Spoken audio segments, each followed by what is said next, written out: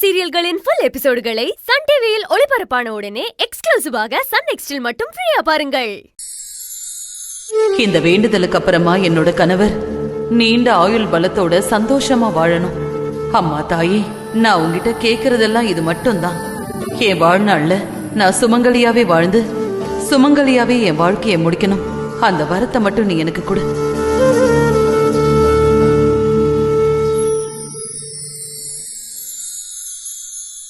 ஆமா ஆமா, அது கொஞ்சம் கஷ்டம் தான். இருந்தாலும் என்ன பாப்பா? கார் பார்க்கிங்ல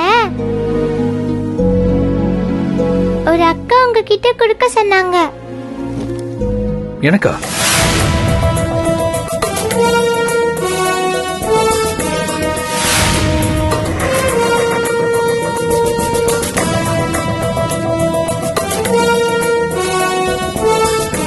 செழியா, என்ன உங்களுக்கு ஞாபகம் இருக்கா இல்லையான்னு தெரியல.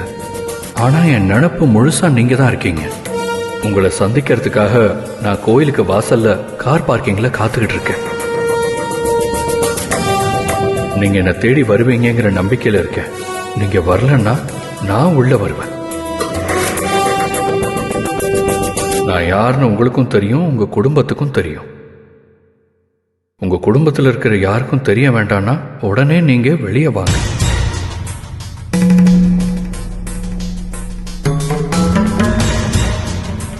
யார் இதை எழுதிருப்பா? யாரோ நம்ம கூட படிச்ச பொண்ணு மாதிரி தெரியுது. யாருங்கிறத போய் பாத்திர வேண்டியதா?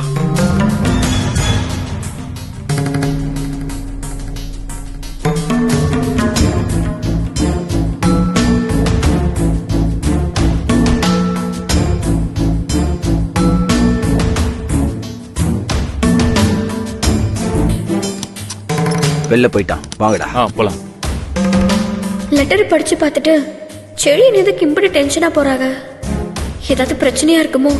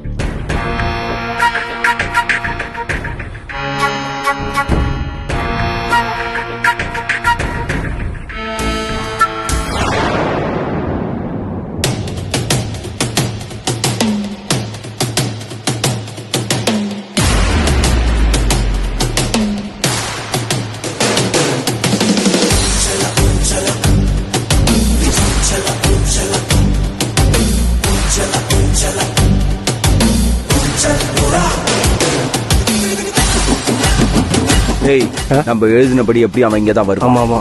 டேய், நீ இந்த பக்கம் போ, நீ அங்க போ, நான் அங்க வெயிட் பண்றேன். போ.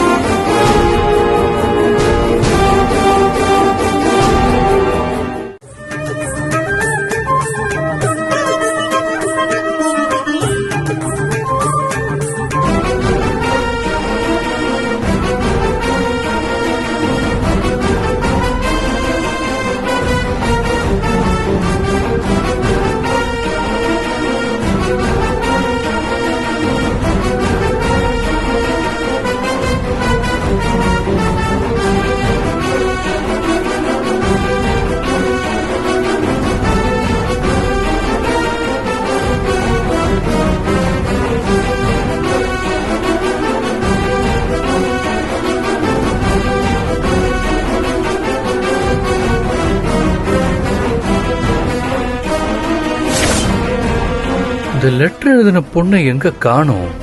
ம்?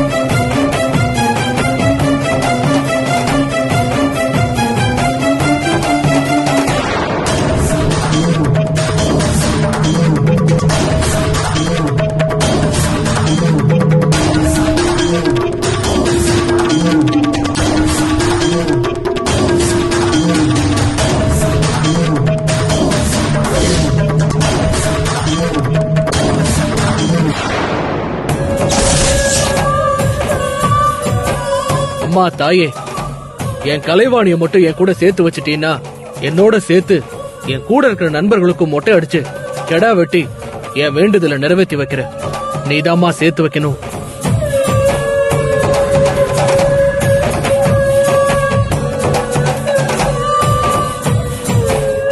இப்போ புரிஞ்சு போச்சு.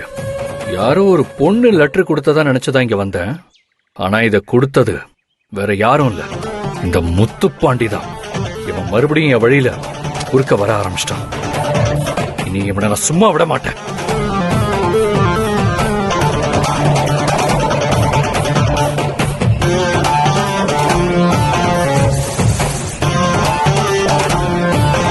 முத்துப்பாண்டி பையன் மட்டும் செழியன் குடும்பத்தோட நான் இருக்கிறத பார்த்தா காரியமே கெட்டு போயிரும். இப்போ என்ன பண்றது? இவன் கண்ணுல இருந்து எப்படி தப்பிக்கிறது?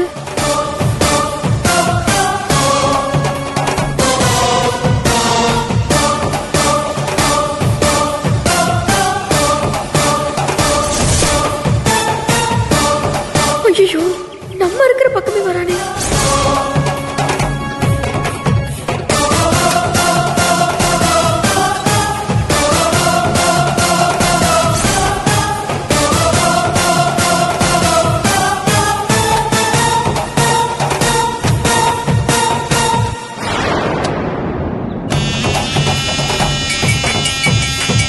ஆஹா,